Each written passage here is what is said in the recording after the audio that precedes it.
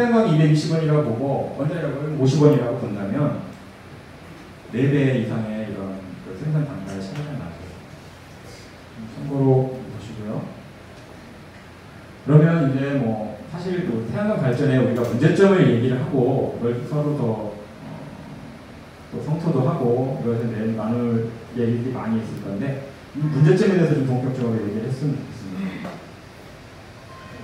태양광 발전은 많이들 얘기를 하죠. 재생에너지고 공짜고.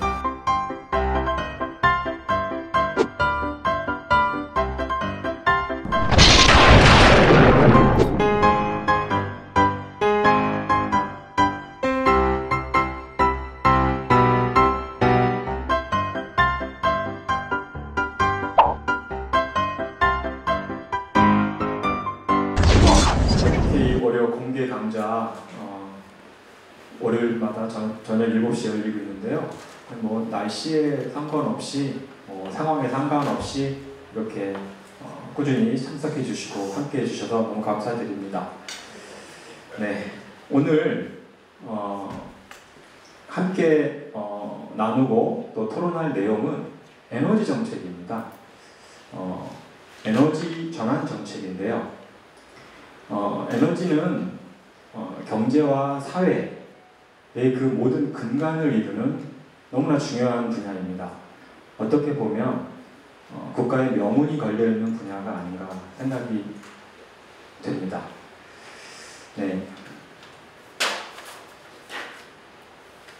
저희 국토를 이렇게 전국을 돌아다니다 보면은 우리나라 국토는 참 아름답습니다.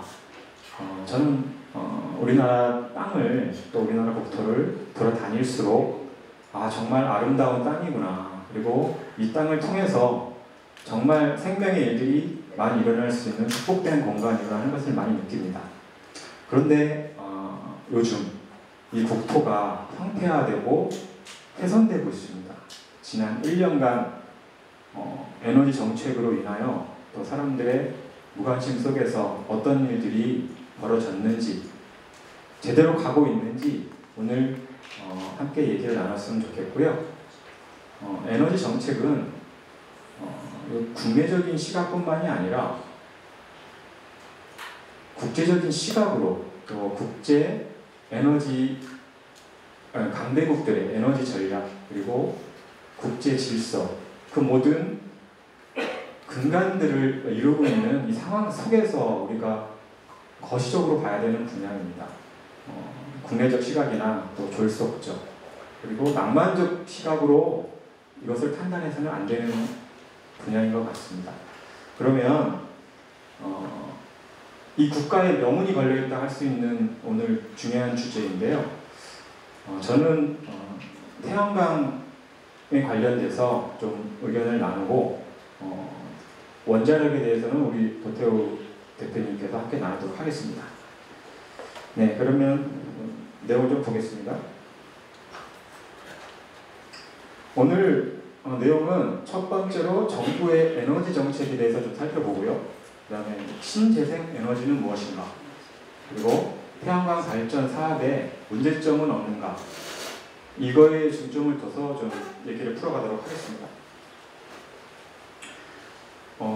문재인 정부가 출범한 지가 2017년 5월 10일이죠. 그때 바로 2달 뒤 7월 달에 국정운영 5개년 계획이 세워집니다. 그 안에는 100대 국정과제가 있는데요.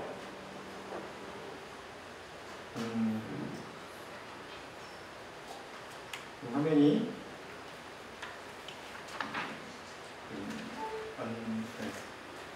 그리고 두 번째로는 8차 전력 수급 기본 계획이라는 것이 있습니다. 그리고 세 번째, 지금 재생에너지 3020 이행 계획이라는 것이 있는데 이거에 대해서 간단히 먼저 좀 살펴보도록 할게요. 국정운영 5개년 계획 중에 100대 국정과제라는 것이 있습니다. 이것은 국정 목표 5가지와 또 100대 전략으로 이루어져 있는데요. 이렇게 내용으로 한 장으로 이렇게 정리될 정도로 이렇게 요약이 되어 있습니다. 이 중에 60번에 명기되어 있는 단 한 줄, 탈원전 정책으로 안전하고 깨끗한 에너지로 전환, 그리고 주무부처는 산업통상자원부, 원자력 안전위원회, 원안이라고 하죠. 원자력 안전위원회가 이제 주무부처이고요. 그 내용을 보면 간단합니다. 신규 원전 건설 백지화, 그리고 노원전 수명 연장 금지, 그리고 단계적 원전 감축 계획을 전략 수급 기본 계획에 반영한다라고 되어 있습니다. 그리고 분산형 전원, 신재생 에너지, 집단 에너지, 또 자가 발전의 인허가, 연료 구매, 또 요금 설정 등 전 과정에 대한 체계적인 지원을 강화하겠다는 내용으로 요약을 할 수가 있어요. 두 번째, 또 8차 전력 수급 기본 계획은 12월 달에 이제 확정 공고가 되는데, 이 8차 전력 수급 기본 계획이라는 것은 사실 에너지 관련 사업에 관련된 분들은 오매불망 이것이 언제 나오냐 이걸 기다리고 있는 그 정도로 굉장히 중요한 기본 계획입니다. 이것으로 인해서 에너지 관련 기업들은 또 주가가 굉장히 많이 변동이 있고요. 이 에너지 기본 계획에 의해서 에너지 방향이 이제 제시되는 거기 때문에 굉장히 이것은 관련된 업종에 있는 분들은 많이 기다리고 또 분석하고 그에 따라서 이제 방향을 설정하고 하는 그런 내용입니다. 이것은 2년마다 전력 수급 기본 계획을 수립을 하고 하는데요. 15년 근간으로 이제 이것이 세워져요. 그래서 2031년까지 15년간의 전력 수급 전망 및 전력 설비 계획입니다. 근데 과거 이제 8차 전에는 7차가 되겠죠. 7차는 2014년 박근혜 정부 때 세워집니다. 2014년에 세워졌던 7차 전력 기본 수급 계획은 에너지 안정성과 또 이제 수급 계획에 대해서 경제성에 이제 중점을 둬서 했던 거고요. 이 8차는 핵심 내용이 전력 수급 구조를 재생 에너지 중심으로 재편한다. 원전 조기 폐쇄 및 수명 연장 금지, 또 석탄 화력과 원자력 축소, 신재생 에너지 증가, LNG를 전환기의 완충형 에너지원으로 활용한다. 이렇게 요약을 할 수가 있어요. 그런데 이 8차 전력 수급 기본 계획에 문제가 있습니다. 여러 가지 문제가 있는데 우선 저는 절차적 문제에 대해서 말씀을 안 드릴 수 없다고 생각을 해요. 너무나 중요한 계획이고 이거는 장기적으로 이루어진 계획임에도 불구하고 2017년 12월 27일 날 국회에 보고가 됩니다. 그리고 그 다음날 28일 날 바로 공청회가 열려요. 이 공청회 때 국회에서 많은 분들이 찾아가서 이건 불합리하다. 여기에 대해서 막 항의하고 난리도 있었던 거로 제가 들었습니다. 그리고 또 바로 그 다음날 12월 29일 전력 정책 심의를 바로 확정합니다. 12월 29일이면 무슨 날입니까? 크리스마스 지나고 이제 우리가 여러 가지 이제 좀 쉴 때고 그런데 그때 이렇게 일을 급박스럽게 치른 겁니다. 그것도 금요일입니다. 12월 29일이면 그렇기 때문에 얼마나 이런 중요한 정책을 급작스럽게 짧은 시간에 이렇게 이루어졌는지 왜 이렇게 급하게 했을까? 이유가 분명히 있지 않을까? 우리는 의심을 하고 확인을 해볼 필요가 있을 것 같아요. 그래서 계획 수립 과정에서 중간 결과 공개 절차가 미흡하고 환경시민단체 또 에너지업계 등 다양한 이해관계자들과의 소통이 너무나 부족했습니다. 이 소통이 부족했고 이 절차적 투명성이 분명한 한계가 있어요. 그리고 또 다른 문제를 말씀을 드리면 전력 수요량을 예측을 하게 됩니다. 전력 수요량을 예측을 하게 되는데 이게 잘못됐어요. 물론 예측이기 때문에 틀릴 수는 있습니다. 그렇지만 일반적으로 전문가들을 통해서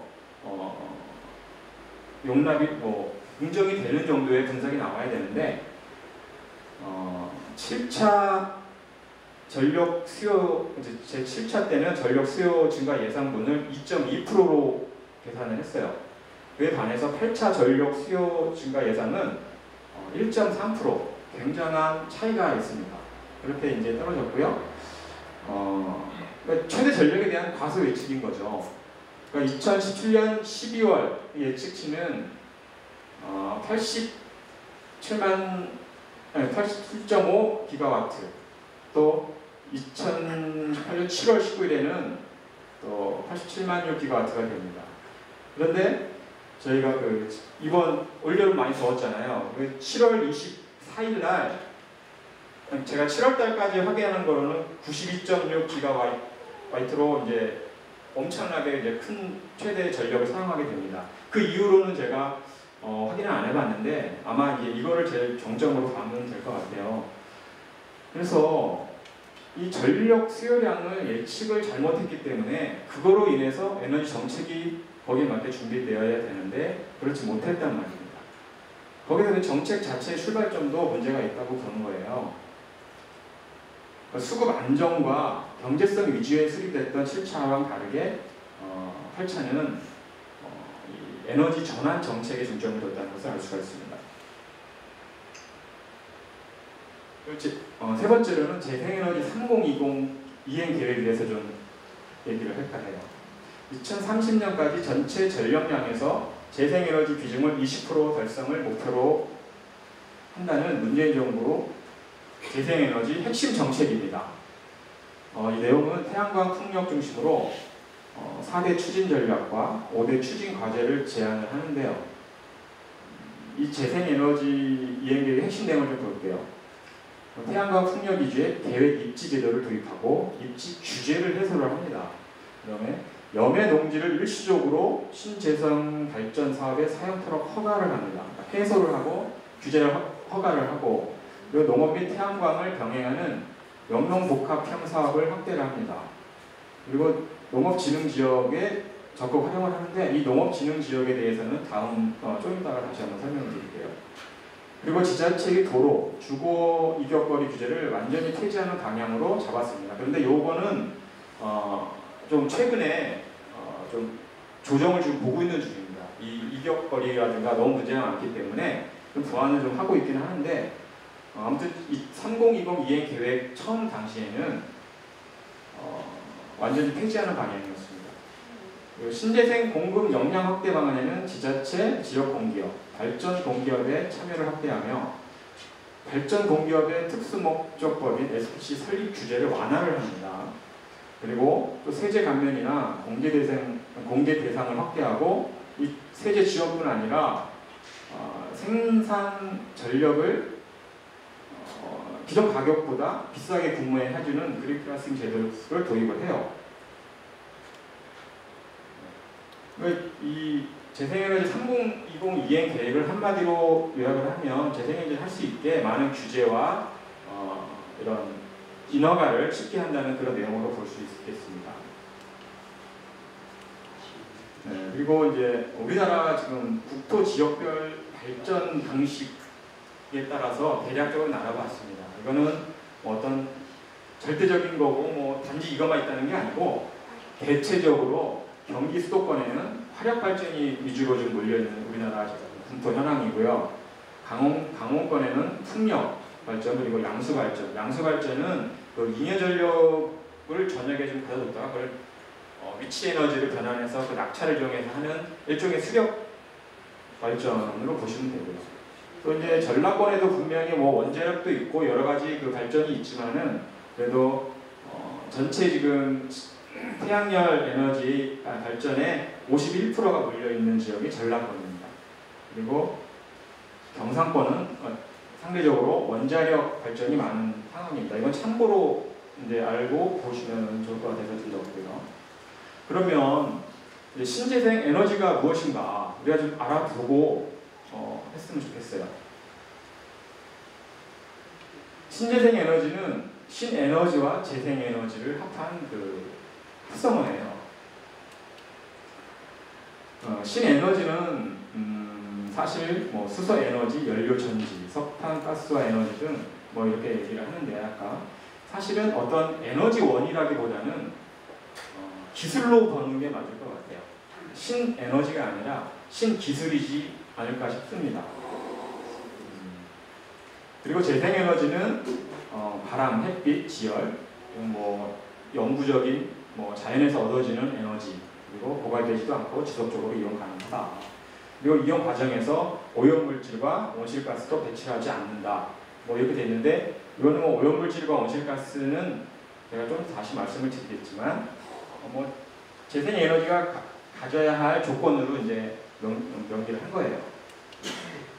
그러면 신재생에너지 중에서 태양광 뭐 특징을 좀 알아봤으면 좋을 것 같아요. 알아보면 신재생에너지 중에서 태양광은 첫 번째로 거대한 토지가 필요합니다. 우리나라 국토 사실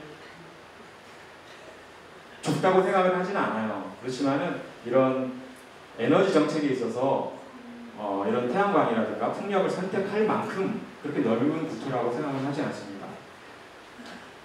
거대한 토지가 필요하다는 거. 그리고 두 번째, 전력 공급이 굉장히 불안정합니다. 기후에 따라서 출력량이 다르죠.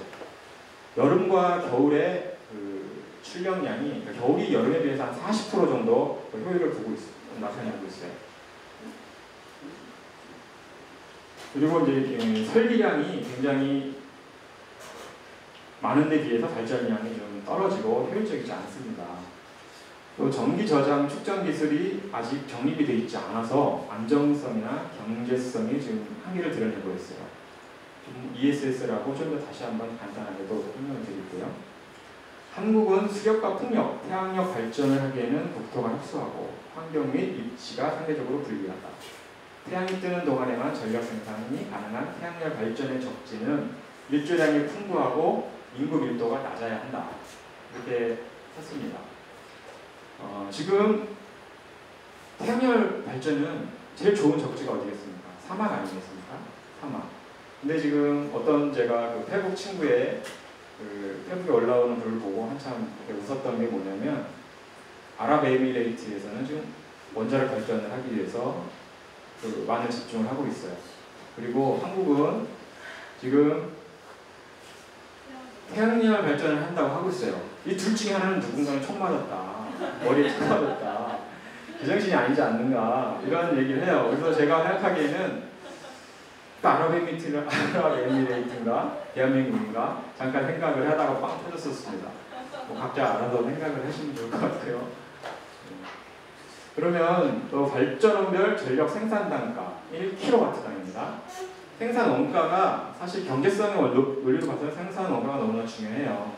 제가 최근 뭐 올해 단가는 지금 적시하지 못했는데 2014년 자료입니다. 참고해서 봐주시고요. 근데 비율은 큰 차이가 없어요. 금액은 좀 사실 제가 몇 군데를 봤는데 금액도 같은 연도인데도 금액이 조금 차이가 나요. 그래서 뭐 제가 이 금액이 뭐 100% 맞다 이렇게 하진 않지만 아마 비율은 아마 비슷할 거예요. 태양광이 220원이라면 순서대로 그 다음에 풍력, LNG, 석탄, 화력, 원자력 이렇게 저렴하게 지금 배치를 한 거예요. 그럼 태양광이 220원이라고 보고 원자력을 50원이라고 본다면 4배 이상의 이런 그 생산 단가의 차이가 나죠. 참고로 보시고요. 그러면 이제 뭐 사실 뭐 태양광 발전에 우리가 문제점을 얘기를 하고 그걸 서로 더 또 성토도 하고 이것을 나눌 얘기들이 많이 있을 건데 이 문제점에 대해서 좀 본격적으로 얘기를 했으면 좋겠습니다. 태양광 발전은 많이들 얘기를 하죠. 재생에너지고 공짜고 또 오염물질 배출하지 않는다. 온실가스를 뭐 저감 효과가 있다. 그렇지만 친환경 사업이 아닌 환경 파괴 사업이라고 말씀을 드릴 수가 있어요. 많이 보도돼서 이제 많은 분들이 알고 계시지만 6개월 전만 해도 정말들 극소수의 사람들만 얘기를 했고 사람들은 인지를 하고 있지 못했습니다. 근데 이 패널은 카드뮴, 크롬, 저것도 이제 그 배치 순서대로 농도가 많은 거예요. 카드뮴이 제일 많습니다. 크롬, 그 다음에 이런 발암물질이 그 모듈 안에 함유가 되어 있고요. 그러니까 쉽게 얘기하면 태양광 패널은 N형 반도체라고 보면 됩니다. 반도체랑 똑같은 구조의 그런 오염물질이 함유하고 있습니다. 또 패널 세척제의 독성으로 인한 토양과 저수지의 오염도 심각한 상태고, 그리고 저는 이 세 번째도 간과할 수 없는 일이라고 생각이 되는데, 패널이 생각보다 책임이 너무나 많아요. 그리고 말하는 것처럼 굉장히 오랫동안 사용되지도 않고, 제가 실제로 이거를 설치하고 하시는 분한테는 10년을 두고 계시고, 또 설치하시는 업자들한테는 20년으로 얘기를 들어요. 근데 그 전에 뭐 중국사는 1년, 2년마다 또 화재로 폐기물이 또 양산이 되고 하니까 제가 여기다가 이제 뭐 10년이다, 20년이다는 적지는 않았어요. 근데 제가 확인하고 조사한 바로는 실제로 발전하고 계신 분은 10년이다. 그리고 또 시공하는 분들은 20년이다. 이렇게 얘기를 합니다. 15년이라는 분도 계시고요. 그러니까 어떤 또 제품의 상황에 따라 좀 달라지겠죠. 그 패널의 양상이 너무나 많습니다. 저희가 지금 2023년은 저게 9,600톤, 그리고 30년에는 19,000톤, 그리고 35년에는 53,000톤, 40년에는 7만 톤, 44년에는 10만 톤으로 이렇게 예상이 되고 있어요. 그리고 이거는 태양광 발전시설 입지 가이드라인이라고 산업통상자원부에서 나온 자료예요. 여기에 별첨돼 가지고 태양광 발전의 유해성에 대한 질의응답이 자료로 나와 있습니다. 그 중에서는 뭐 태양광에 눈부심이 있지 않느냐, 전자파가 있지 않느냐, 비행기 이착륙 때 어떤 문제가 있지 않느냐, 이런 여러 가지 얘기들은 다 문제 없음, 뭐 이렇게 다 표시가 되어 있습니다. 그 중에서 제가 이제 시간상 5번째 질문을 한 가지 예를 들어서 했는데, 태양광 발전소의 집광탄 세척으로 인한 환경 오염은 어떤가? 태양광 모듈 청소 세척제로 인한 주변 토양과 지하수 오염은 없는가? 이런 질의를 했단 말입니다. 답변은 빗물을 이용한 자연 세척 방식으로 하기 때문에 피해가 없다. 이렇게 답변을 썼어요. 근데 제가 확인한 바로는 분명히 세척제를 쓰거든요. 세척제를 씁니다. 그것이 뭐 100% 세척제를 하지 않고 물로 할 때도 있고 세척제를 할 수 있는데, 지금 답변은 태양광 모듈 표면에 유해 성분이 포함되어 있지 않고, 대부분의 태양광 발전소가 빗물을 이용하는 자연 세척 또는 순수한 물을 이용해 세척하고 있기 때문에 수질 오염에 대한 우려는 근거가 없어. 그러니까 근거가 없음이라는 단어가 조금 제가 잠깐 생각을 하게 됐는데, 어쨌든 한국에너지기술평가원을 통해서 산자부가 이렇게 발표한 답변이에요. 여기에 대해서는 의문을 안 가질 수가 없습니다. 그리고 두 번째로는 이 경제성에 대해서 좀 말씀을 드리고 싶어요. 국가 경제에 치명적이다라는 말을 썼는데, 이 현 정부 정책대로 2030년 20%의 재생에너지 확보를 하기 위해서는 150조와 170조 정도의 비용이 소요가 됩니다. 150조, 170조. 원자력 생산 비용이 3배이고, 공공기관에서 또 발주하는 태양광 패널의 98%는 중국산이기 때문에, 그러니까 이제 공공기관에서 이제 중국에서 이제 거의 MOU를 넘어서 이제 약정이 돼 있어서 모든 수입을 중국으로 지금 밀어내고 있는 상태예요. 그래서 수출이 비교해 봤을 때 140배의 차이가 납니다. 그래서 저 오른쪽 표를 보면 이게 전반기 2018년 전반기 자료예요. 전반기 자료인데 무역협회에서 나온 거니까 신뢰성이 있습니다. 이게 2월 달에는 43,500, 그리고 6월 달에는 3배 이상이 또 계속 증가하는 추세로 되어 있는데, 이것도 계속 언제까지 올라가는지 좀 봐야 될 것 같고요. 그리고 아까 그 태양광 시설 허가 면적이 넓어지니까 더 많은 모듈이 필요하고 패널이 필요하겠죠. 지금 1431이라는 저 숫자는 헥타르입니다. 헥타르. 1헥타르는 3025평이거든요. 그러면 1431헥타르 곱하기 3025평이면 430만 평입니다. 이 430만 평이 2017년에 허가가 났다고 해요. 그러면 어마어마한 면적이죠. 이 땅 안에서 무슨 일들이 일어나는지 우리가 관심을 안 가질 수가 없습니다. 그리고 세 번째 문제는 산업 현장 전력의 안정적 공급이 어렵습니다. 저희 국가는 너무나들 잘 아시겠지만 굉장히 에너지를 고소비하는 국가예요. 고소비하는 국가고 저자급 국가라는 겁니다. 이 산업에 에너지를 세계에서 8위로 8번째로 많이 사용하는 그런 국가가 대한민국입니다. 그렇기 때문에 이 산업이 에너지와 연결이 돼 있을, 친밀하게 연결이 돼 있을 수밖에 없고, 이것이 안정적인 공급이 어렵다면 우리 경제에 심각한 타격이 오는 것은 너무나 당연한 일입니다. 태양광은 대표적인 저밀도 에너지 발전이고요.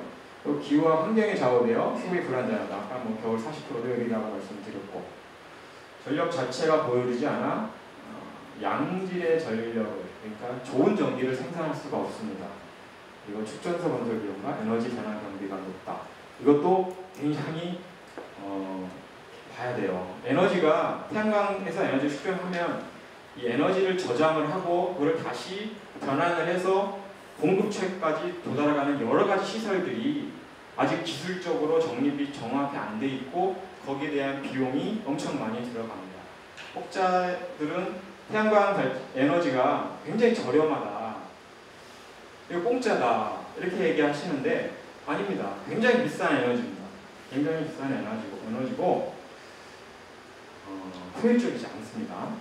그리고 ESS, 이 전기 저장 시설이라고 하는데 에너지 저장 시설이에요. 전용 안전 기준이 아직 확립되어 있지 않습니다.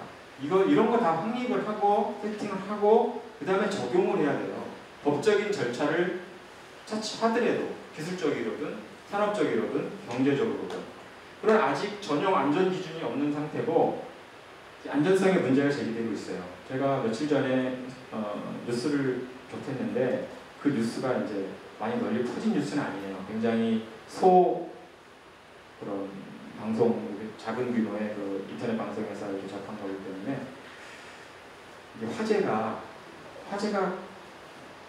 최근에 많이 일어났어요. 이게 지금 이게 ESS 화재 저장, 에너지 저장 시설에서 화재가 나는 그런 사진이거든요. 제가 이거를 며칠 전에 영상에서 캡처한 거니까 이거는 제가 나중에 내리라면 내리도록 하겠습니다.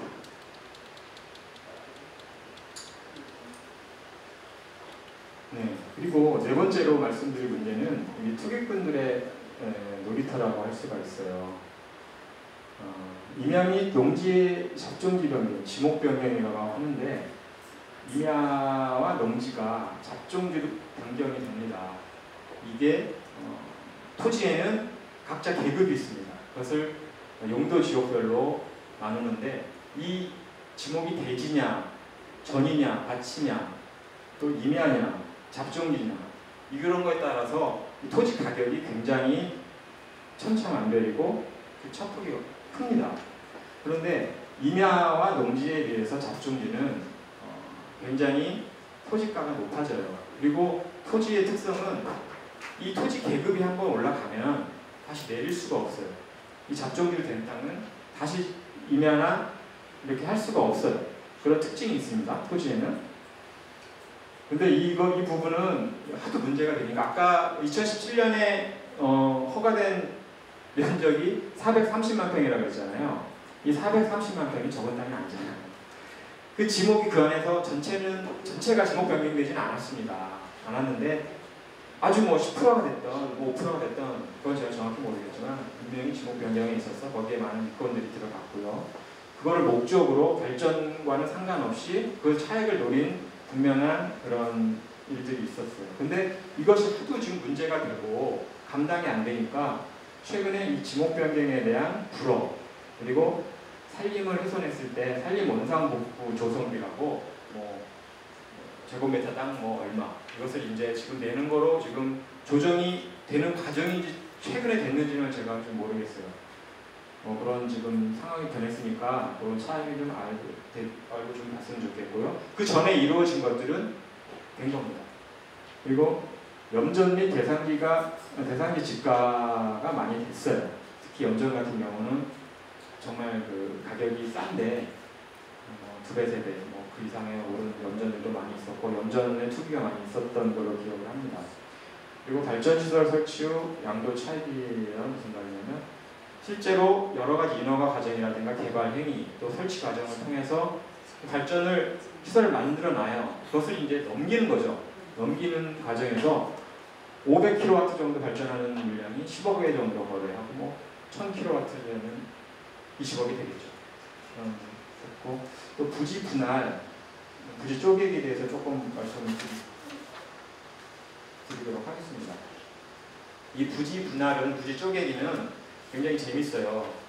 뭐냐면 3만 제곱미터 이상, 3만 제곱미터 이상의 땅을 기준으로 봐가지고 임야의 개발 행위 시 법을 적용하는 법이 다릅니다. 3만 제곱미터 이상이 되면 국토개발법에 따라야 돼요. 이거는 이제 해당 지자체에다가 인허가를 받는 게 아니고 각 도에서 인허가를 받습니다. 심의를 받는 거죠. 그리고 또한 환경영향평가라든가 사전재해영향평가라는 것도 받게 돼요. 3만 제곱미터가 넘으면. 이렇게 까다로운 심사를 피하고 또 허가 절차를 간소하기 위해서 부지를 분할을 하고 쪼개기를 합니다. 3만 제곱미터면 15,000제곱미터로 2개를 하는 거죠. 주인은 한 명입니다. 한 명인데 이것을 순차적으로 붙어있는 땅을 허가를 2번에 해서 내는 거죠. 그렇게 되면은 이런 좀 더 간소화된 절차 속에서 발전을 할 수 있는 거죠. 이런 편법도 많이 행했던 걸로 알고 있습니다. 그리고 농업진흥구역 아까 잠깐 말씀 나왔었는데 다른 말로 절대농지. 그건 뭐냐면 농업을 진흥하기 위해서 농사만 지어라. 여기서 딴 거 할 수 없다. 절대농지다. 이런 땅이 있어요. 여기에 태양광을 설치를 합니다.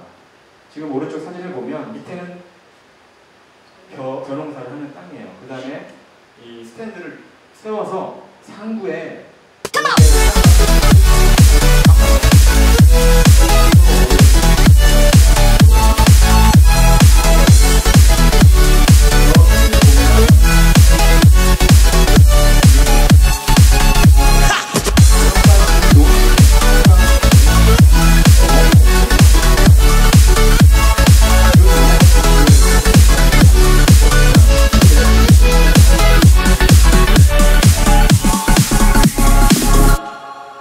손석희 구속!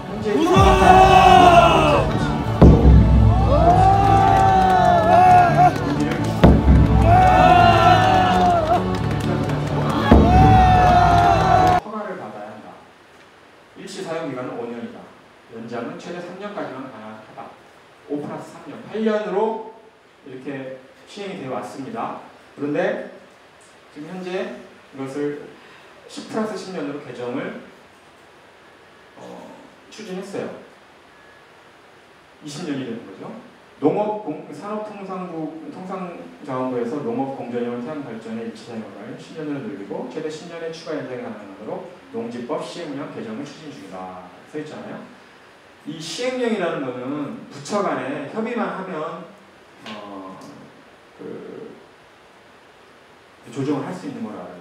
지금 산업통상부와 산자부하고 농림축산식품부, 농지법은 농림축산식품부의 법을 따르는 거고 또 농지법은 그리고 또 이 산자부에서 이런 것을 하게 되면 조정이 충분히 가능한 상황이에요. 그래서 지금 현재 국가적인 이런 힘의 축이 산자부에 있겠습니까? 농림축산부에 있겠습니까? 이 시행령은 아마 조정이 되기가 쉽지 않을까 생각이 되고요. 또 이제 6번째, 한국전력의 부실화 및 예산 집행 주체 문제가 있습니다. 한국전력에 대해서는 뉴스에 또 많이 보도가 되고 있죠. 예산 집행 주체가 사실 산업통상자원부여야 돼요. 근데 지금 한수원이라든가 한전이라든가 나중에 어떤 문제를 생각해서 그런지 몰라도 전면부에 내세워서 많은 일들이 이루어지고 있는 걸 봅니다. 산업통상자원부가 담당 부서예요. 주무부서예요. 근데 우리가 그 전면적으로 이렇게 접하는 데는 한수원과 한전이죠. 그런 부분들의 이유도 있지 않을까 싶고요. 한국전력은 정말 그 우량 기업입니다. 해마다 5조 원, 2년간 10조, 2017년 거의 5조 원의 그 해마다 이익을 받던 우량 기업이에요. 우량 회사죠. 그런데 지금 현재 적자 회사로 돌아섰고, 오른쪽 보면 발전 비용 저렴한 원전 세워두고 석탄, 태양광 늘려 손실 커져 자회사 6곳 합쳐 16조 채권 발행. 네, 이게 바뀌었습니다. 한국전력 주식 가지고 계신 분들은 컴플레인 해야 되지 않겠습니까? 그 소송해야 되지 않겠습니까?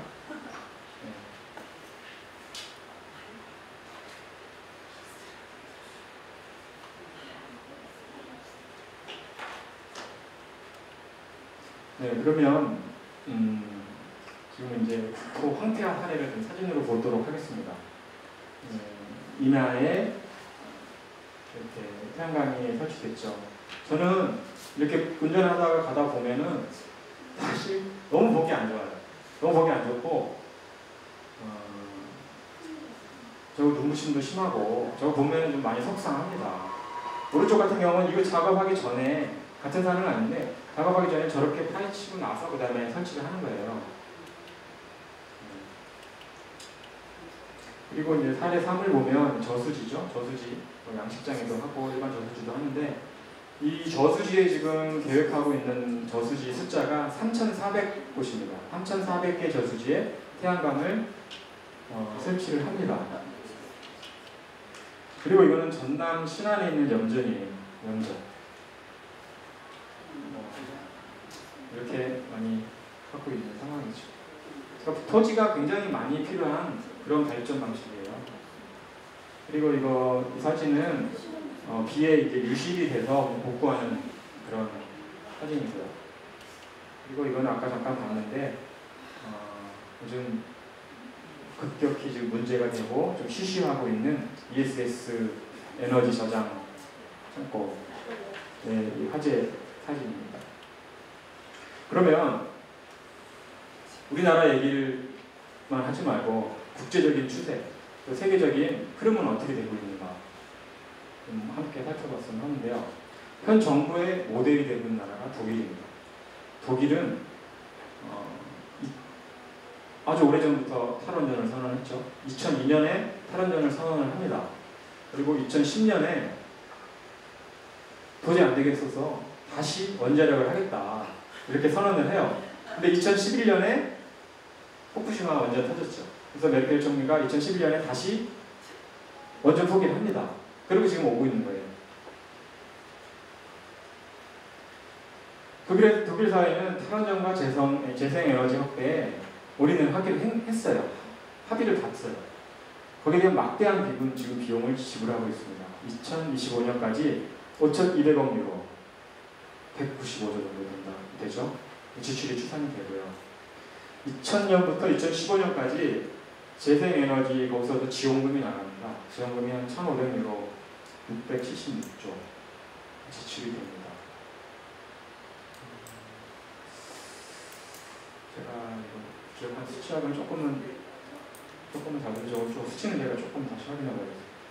전기요금 2000년 이래 2배 인상되었고 독일의 그 에너지 전기료 가격은 세계 최고로 하고 있습니다. 지금 재생에너지의 결과예요. 그리고 에너지 빈곤층이 매년 늘고 있고 독일 또한 국토가 훼손되고 있음을 자명한 사실입니다. 그렇지만 독일은 그나마 30년 전부터 순차적인 시행을 하고 있어요. 그래서 여기서 국민적 합의를 받고 여러 가지 공론화 속에서 이루어진 일들이기 때문에 많은 부분에 이제 고민들이 있었죠. 근데 현재 상황은 프랑스로부터 원전을 수입을 합니다. 프랑스가 원전 1위 국가죠. 그래서 이제 거기서 지금 수입을 하고 있고요. 그 프랑스가 원전 비율이 78% 제일 높은 나라인데 그 이웃 나라가 독일이겠죠. 매년 30억 유로, 3조 9천억 원을 돈을 받고 있어요. 그러니까 재생에너지로 독일이 지금 자립을 해서 사용하고 있는 상황이 아니에요. 수입을 하고 있고 의존하고 있고 또 에너지 안보 안에서 자유롭지 못한 상태로 가고 있습니다. 프랑스는 2025년까지 원전 비중 50% 감축을 하기로 했어요. 프랑스 원전의 대부분이 우리나라 고리 원자력과 마찬가지로 1970년 뭐 그 정도 무렵에 비슷한 시기에 세워졌던 거라 지금 연식이 많이 돼가고 있습니다. 그래서 이제 그런 것들을 어떤 조정하는 과정에서 이제 나온 수치이기도 하고요. 그런데 그렇게 했던 것에도 불구하고 이 감축 일정을 지금 재조정 중에 지금 협의를 하고 있습니다. 또 영국, 일본도 마찬가지로 원전 증설 및 재가동을 시작을 했고요. 또 일본은 2011년 원전 제로 정책에서 원전 전력 복귀로 이제 회귀를 한 상황입니다. 태양광 발전의 비율이 높인 독일과 호주의 가정의 경우에는 우리의 3배 정도, 2~3배 정도 됩니다. 그러면 뭐 결론 및 대안이라고 뭐 말씀할 수 있겠는데요. 한국에 맞는 실정에서 에너지 정책을 수립을 해야 돼요. 그것도 우리 국내적인 부분에서만 볼 게 아니라 에너지 강대국들의 그런 에너지 전략 또 그리고 국제 질서 안에서 합리적으로 이루어져야 됩니다. 이 주변 강대국하고 독립된 그 에너지 정책을 할 수가 없어요. 그래서 에너지는 의식주의 문제이며 국가의 경쟁력이자 생명선이다. 저는 국가의 명운이 달린 일이라고까지 말씀을 드리고 싶어요. 태양력, 풍력 등 재생에너지는 원전의 공백을 대체할 수 없다. 원자력을 기본 전력으로 하고 신재생에너지의 효율적인 확대가 있어야 되겠습니다. 잘못된 에너지 정책에 대해 법적 투쟁, 홍보 투쟁, 또 교육 투쟁 등으로 합리적 국가적 전력 계획을 수립해야 할 것입니다. 이 법적 투쟁은 지금 한수원 노조에서 하고 있습니다. 제8차 전력 기본 수급 계획을 지금 취소 소송 중인 걸로 제가 알고 있고요. 그리고 이 법적 절차상 아까 초반에 말씀드렸듯이 어떤 국무회의를 통과한 것도 아니고 또 국무회의 전에는 또 국가자문회의라든가 국가정책자문회의라든가 그거를 거친 다음에 또 국무회의를 해야 되고 하는데 그런 절차가 없었어요. 법적인 문제도 있습니다. 어떻게 대통령 공약이 법령보다 그 위에서 그게 지금 이루어지고 행해진다는 것은 이거는 법치국가에서 이룰 수는 없는 거예요. 법령이 공약보다 당연히 높은 정도가 아니라 차원이 다른 얘기죠. 법령을 지금 거스르고 공약에 따라서 가고 있는 현재 이 상황에 저희가 좀 현명하게 직시하고 또 분석하고 또 합법적인 그런 또 대응책을 마련해 가도록 하겠습니다. 제가 사실 조금 더 몇 가지 드리고 싶은 말들이 많은데 시간이 많이 지났기 때문에 여기서 마무리하도록 하겠습니다. 감사합니다. 그리고 여기서 한 10분 잠깐 쉬었다가 2부 진행하도록 하겠습니다. 바로요? 네.